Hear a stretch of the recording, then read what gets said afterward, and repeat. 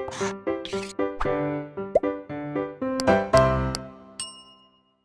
प्यारे बच्चों, कैसे हो आप लोग। मैं अनुपम एक बार फिर से आप सभी का ब्लूप्रिंट डिजिटल चैनल के माध्यम से हार्दिक वेलकम करता हूं, स्वागत करता हूं। उम्मीद करता हूं आप लोग स्वस्थ होंगे, ठीक होंगे। और स्टूडेंट्स, पिछली क्लास में हमारी जो आपसे बात हुई थी द्विधारी संबंधों के प्रकार, वो मुख्यतः 5 प्रकार के थे। लेकिन उस 5 में जो 3 सबसे इम्पॉर्टेंट और आपके बोर्ड के पॉइंट ऑफ व्यू से प्रकार हैं, हम आज इसकी बात करने जा रहे हैं। जिसमें सबसे पहले आज हम लोग बात करेंगे स्वतुल्य संबंध। किस प्रकार के संबंध को स्वतुल्य संबंध कहते हैं, जिसे हम लोग रिफ्लेक्सिव भी कहते हैं। सममित संबंध है, सिमेट्रिक रिलेशन, इसके बारे में हम लोग बात करेंगे। और तीसरे नंबर पे संक्रामक संबंध। तो इन तीनों तरह के संबंधों के बारे में आज हम लोग विधिवत तरीके से बात करेंगे। और फिर इनके कुछ एग्जाम्पल्स भी अगर संभव होंगे तो वो भी दिए जाएंगे। तो चलिए हम लोग स्टार्ट करने जा रहे हैं। लेकिन हमेशा की तरह मैं रिक्वेस्ट करूँगा कि आप लोग वीडियो स्टार्ट करने के पहले हमारे चैनल को सब्सक्राइब करिए। ब्लूप्रिंट डिजिटल चैनल को आप सब्सक्राइब करने से आपको आगे और भी वीडियोज़ मिलते चले जाएंगे। इसके लिए आपको बेल आइकन का बटन हिट करना है और हमारे चैनल को सब्सक्राइब करना है। Thanks students. चलिए तो प्यारे बच्चों, स्वतुल्य संबंध आपके जो 3 सबसे इम्पॉर्टेंट संबंध हैं, उसमें सबसे पहला जो संबंध है वो है स्वतुल्य संबंध, जिसे हम लोग इंग्लिश में रिफ्लेक्सिव संबंध कहते हैं। तो देखते हैं कि क्या है आपका रिफ्लेक्सिव संबंध। ये डेफिनेशन पढ़ने के पहले मैं एक बार अपने आप से इसको थोड़ा सा आपको क्लियर करना चाहूँगा कि मान लीजिए ए कोई भी समुच्चय है, अरिक्त समुच्चय है, मीन्स उसके अंदर कुछ न कुछ अवयव हैं। और आर ए का एक ऐसा संबंध है जिससे कि ए के प्रत्येक अवयव खुद से रिलेटेड है, खुद का खुद से संबंध है। तो इस तरह के संबंध को हम लोग स्वतुल्य संबंध, आप स्वतुल्य की परिभाषा से आप समझ सकते हो स्वतुल्य, खुद से तुलना, अपने आप से कंपैरिजन। ठीक है, अब इसकी डेफिनेशन देख लेते हैं बेटे। किसी समुच्चय ए पर कोई संबंध आर स्वतुल्य कहलाता है यदि ए का प्रत्येक अवयव स्वयं से आर द्वारा संबंधित है। आर एक माध्यम है जिससे ए का अवयव ए से ही संबंधित है। ये हमारी पहले बात हो चुकी है, उसको हम लोग ए रिलेटेड ए कहते हैं। अतः सबसे मेन आप यहाँ पे किसी समुच्चय ए पर कोई संबंध आर स्वतुल्य होगा यदि और यदि केवल ए संबंधित है आर से। ए का मतलब हुआ क्रमित युग्म का पहला अवयव भी ए है और दूसरा अवयव भी हमारा ए है। जबकि ये स्मॉल ए आया कहाँ से है, ये आपका समुच्चय ए से आपका संबंधित है। जो भी समुच्चय आपका दिया रहेगा वहाँ पे, इसे ही हम लोग स्वतुल्य संबंध कहते हैं। तो स्टूडेंट्स, बात क्लियर हुई। ठीक है, किसी समुच्चय ए पर कोई संबंध आर स्वतुल्य संबंध तब कहलाएगा जब समुच्चय ए का प्रत्येक अवयव खुद से संबंधित है। कोई अवयव संबंध आर पर स्वतुल्य होगा यदि और केवल यदि ए रिलेटेड है आर से। आप इसे एक एग्जाम्पल के थ्रू अच्छे से समझ सकते हैं स्टूडेंट्स। किसी समतल में स्थित सरल रेखाओं के समुच्चय पर संबंध स्वतुल्य है। क्यों है? क्योंकि प्रत्येक रेखा स्वयं के समांतर होती है। आप समझ सकते हो, आप किसी भी समतल में एक से ज्यादा रेखा आप खींच लो जो कि समांतर हो आपस में, तो ठीक है, 2-3 अगर समांतर रेखाएं हैं तो आपस में समांतर है ही। हर एक रेखा खुद की क्या होती है, समांतर होती है। जैसे अगर मैं यही बात करूं परपेंडिकुलर की, लंबवत की, तो ये बात सही नहीं होगी। हर एक रेखा खुद पर लंबवत होती है, परपेंडिकुलर होती है, ये बात तो ठीक नहीं है। लेकिन हर एक रेखा खुद के पैरेलल होती है, समांतर होती है, ये बात बिल्कुल फैक्ट है। आप इसको और एक एग्जाम्पल के थ्रू समझ सकते हैं। एक समुच्चय है a बराबर 1 2 3 और संबंध r है ए बी, और ए बी इस तरह से है कि a माइनस बी 0 है और a और b संबंधित है समुच्चय a से। अब आप यहाँ देख सकते हो कि आप r अगर बनाने जाओगे तो क्या क्या आने वाला है, इसमें 1 1 ही आएगा। क्यों आएगा? क्योंकि 1 माइनस 1 क्या होता है स्टूडेंट, 0 हो जाता है। 2 2 आ जाएगा, बिकॉज 2 माइनस 2 0 होगा। और 3 3 भी आएगा। क्यों आएगा? बिकॉज इन सब ये ऐसे अवयव हैं 1 माइनस 1 0, 2 माइनस 2 0, 3 माइनस 3 0। इसमें कभी आपका 1 2 नहीं आने वाला है, 2 3 नहीं आने वाला है। बिकॉज 1 - 2 या 2 - 1 या 2 - 3 ये सब कभी भी आपको 0 नहीं देंगे। और शर्त यही है कि पहले अवयव में से दूसरे अवयव को माइनस करने के बाद रिजल्ट 0 आना चाहिए, जो कि नहीं है। तो हम इस संबंध को क्या बोलेंगे? सतुल्य संबंध कहेंगे। अभी आगे ऐसे भी एग्जाम्पल आएंगे जिसमें प्रत्येक अवयव खुद से संबंधित नहीं होंगे, तो उसका जो नाम होगा। फिलहाल आपको सतुल्य संबंध के बारे में आई होप अच्छे से क्लियर हो गया है, आपको जानकारी मिल गई है। इसको आपको और अच्छे से पढ़ना समझने के लिए आप डेफिनेशन पढ़ोगे, बार बार लिखोगे और एग्जाम्पल्स देखोगे तो ये चीज़ें क्लियर होंगी। चलिए हम नेक्स्ट जो हमारा सममित संबंध है, हम उसकी तरफ अपना कदम बढ़ाते हैं।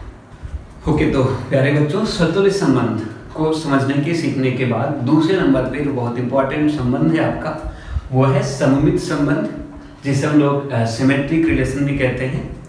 और आइए देखते हैं क्या होता है ये सममित संबंध। इसकी डेफिनेशन पे ध्यान देते हैं। सबसे पहले, किसी समुच्चय ए पर कोई संबंध R सममित कहलाता है यदि और केवल यदि A, B संबंधित है R से, और ये इम्प्लाइज करता है या आपको प्रदर्शित करता है कि BA भी संबंधित है R से, जहां A और B दोनों के दोनों अवयव हैं समुच्चय A के। मीन्स जो संबंध पहले अवयव का दूसरे अवयव से है, ठीक वही संबंध दूसरे अवयव का पहले अवयव से भी होना चाहिए। इस सिचुएशन को ही हम लोग सममित संबंध कहते हैं। ठीक है, आप एग्जाम्पल के थ्रू ज्यादा अच्छे समझ पाओगे। मान लीजिए किसी समतल में स्थित सरल रेखाओं के समुच्चय पर, किसी समतल में स्थित सरल रेखाओं के समुच्चय पर लंब सममित है। क्यों है? लंब से बताओ, समझते ना, परपेंडिकुलर मीन्स एक दूसरे को 90 डिग्री पे काटने वाली सरल रेखाएं बेटे। यदि L परपेंडिकुलर है M पर, यानी L लंब है M पर, तो क्या ऐसा हो सकता है कि M L पर लंब ना हो? कभी नहीं होगा। सदैव यदि L M पर परपेंडिकुलर है, लंबवत है, तो निश्चित तौर पे M L पर भी क्या होगा? लंबवत होगा। तो इस तरह से किसी भी समतल में स्थित रेखाओं का जो लंब का संबंध है वो सममित संबंध है।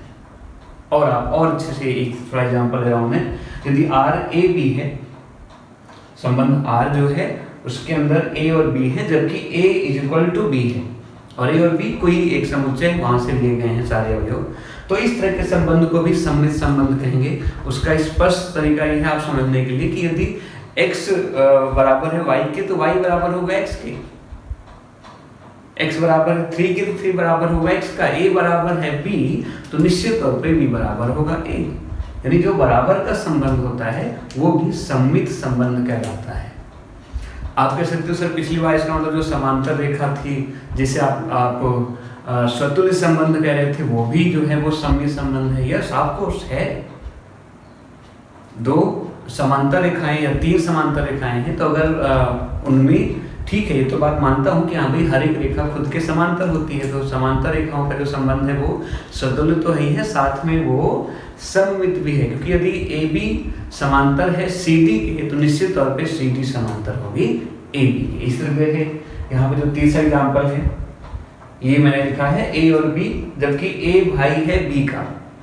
यहाँ ये भी हमें बताना जरूरी है कि समुच्चय में सिर्फ भाई भाई ही हैं, बिकॉज हो सकता है यहाँ पे B बहन हो, ठीक है, B किसी लड़की का नाम हो, A कोई लड़का हो, तो ठीक है ये लड़की A का भाई हो सकता है, लेकिन अब जो गर्ल्स है, लड़की है, वो उसकी भाई तो नहीं होगी ना, वो उसकी सिस्टर होगी।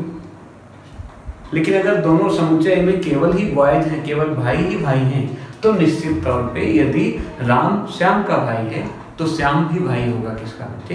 राम का। ओके स्टूडेंट्स, तो ये आपको क्लियर हो गया सममित संबंध, यानी कि सिमेट्रिक संबंध। एक बार फिर से शॉर्ट फॉर्म में, यदि A संबंधित है R से, जो संबंध A का B से है बिल्कुल वही संबंध B का A से भी है, तो इस तरह के संबंध को हम लोग सममित संबंध, रिफ्लेक्सिव संबंध कहते हैं। और अब चलिए इसके बाद हम लोग जो तीसरा और लास्ट संबंध है उसके बारे में बात करते हैं। ओके, तो प्यारे बच्चों चलिए हम लोग लास्ट नंबर पे बाइनरी संबंध का जो एक 3 सबसे इम्पॉर्टेंट संबंधों में तीसरे नंबर का संबंध है आपका संक्रामक संबंध, जिसे हम लोग ट्रांजिटिव रिलेशन भी कहते हैं। तो हम पहले उसको अच्छे से समझते हैं, उसकी डेफिनेशन को क्लियर करते हैं और फिर हम उसके एग्जाम्पल की बात करेंगे। यदि किसी समुच्चय ए पर संबंध किसी समुच्चय ए पर कोई संबंध R संक्रामक कहलाता है यदि और केवल यदि ए बी संबंधित है R से, यानी क्रमिक युग्म का पहला अवयव A और दूसरा अवयव B ये R से जुड़े हुए हैं, और B तथा C भी रिलेटेड हैं R से, B का संबंध है C के साथ, और ये चीज इंप्लाइज करे कि A का संबंध C से भी है। मीन्स जो संबंध A का B के साथ है ठीक वही संबंध B का C के साथ हो, और वही संबंध A का C के साथ भी है, तो इस तरह के संबंध को हम लोग कहते हैं संक्रामक संबंध, ट्रांजिटिव रिलेशन। अगर ऐसा हुआ कि A संबंधित है B से, B संबंधित है C से, लेकिन A का संबंध C के साथ वो नहीं है जो B का संबंध C के साथ है, तो हम इस तरह के संबंध को संक्रामक संबंध नहीं कहेंगे। और ABC है क्या? ये किसी भी समुच्चय A का अवयव है। यहाँ पे थोड़ी सी उससे गलती हुई है, ये समुच्चय A का अवयव है। ठीक है, आप इसे एग्जाम्पल के थ्रू और अच्छे समझ सकते हैं। प्राकृतिक संख्याओं के समुच्चय में संबंध ये लेस देन छोटा है, इसको हम दोनों समझ सकते हैं, लेस देन और मोर देन का भी मैं उसके एग्जाम्पल के रूप में आपको समझा दूंगा। इस संबंध को हम लोग संक्रामक संबंध कहते हैं। क्यों कहते हैं आप समझ सकते हो। यदि x छोटा है y से और y छोटा है z से, तो निश्चित तौर पे इंप्लाइज करेगा कि x छोटा होगा z से।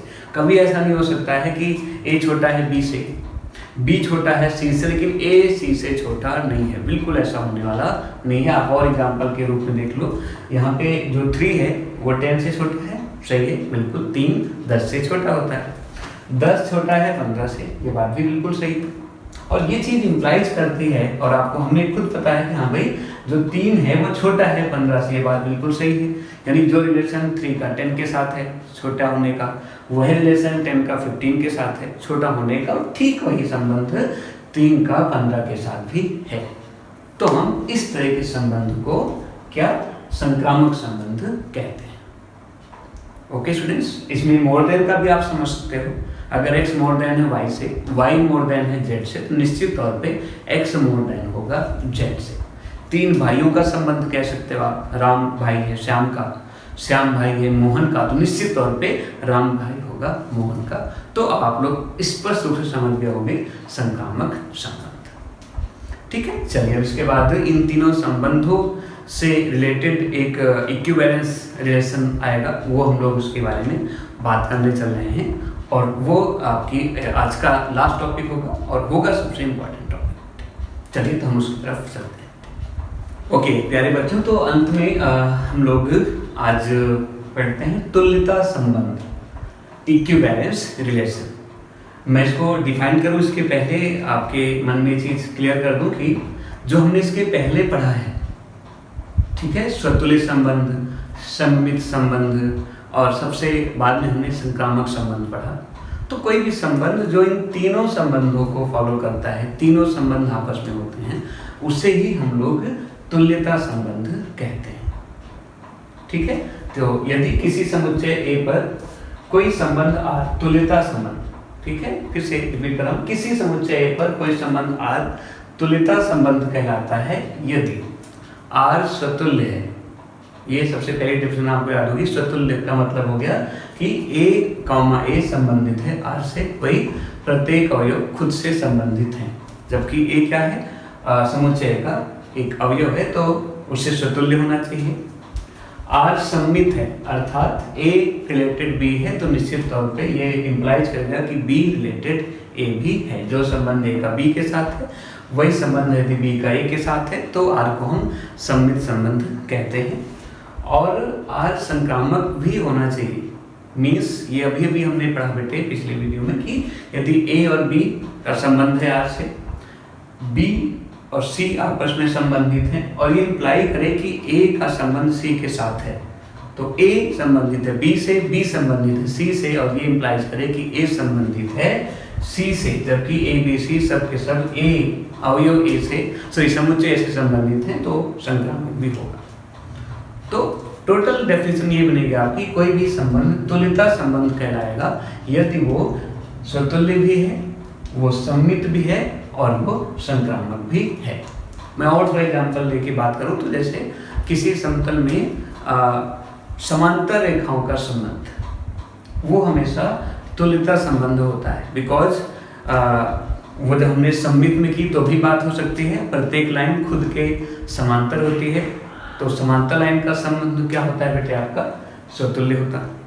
सममित भी है क्योंकि यदि ए बी संबंधित है, ए बी समांतर है सी डी से, तो सी डी समांतर होगी ए बी से, और वो संक्रामक भी है। आप 3 लाइन देख लो, ए बी समांतर है बी सी के, बी सी समांतर ए बी समांतर है सी डी के, और सी डी समांतर है अगर पी क्यू के, तो ए बी और पी क्यू भी आपस में समांतर होंगे। तो समांतर रेखाओं का समांतर का संबंध या लेस देन का संबंध या मोर देन का संबंध, ये संबंध लेस देन का जो संबंध है, अब यहाँ पे आप और अच्छे से क्लियर कर लो कि लेस देन का संबंध जो है वो कभी भी तुल्यता संबंध नहीं होगा, क्योंकि वो पहले पे ही फेल हो जाएगा। हर एक कोई भी अवयव खुद से छोटा नहीं होता है। ऐसे ही लंब का संबंध, वो भी आपका तुल्यता नहीं होगा।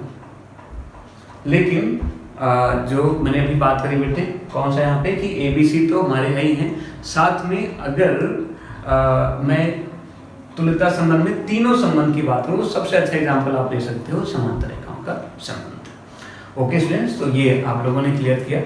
आगे के वीडियो में आपको अब इसके बाद अभी इनके कुछ अच्छे एग्जाम्पल और फिर संबंध और फलन आपने चैप्टर सुना होगा, तो अभी फलन को भी हमें सीखना है, लेकिन उसके पहले हम इस पर कुछ एग्जाम्पल क्वेश्चंस करेंगे नेक्स्ट वीडियो में। और ये मैं हमेशा क्लियर करता रहता हूँ, आप एक बार फिर से कि प्लीज़ और अच्छे क्वेश्चंस के लिए आप ये चित्रा पब्लिकेशन ने एक्टिव गणित के नाम से बुक बनाई है, आप इसको अच्छे से देखोगे समझोगे तो इसमें एनसीईआरटी के क्वेश्चंस और वैसे भी बहुत सारे इंपॉर्टेंट क्वेश्चंस आपको मिलेंगे, जिसकी हेल्प से आपको अपनी पढ़ाई में हेल्प मिलेगी। Thank you so much students, बाकी नेक्स्ट क्लास में।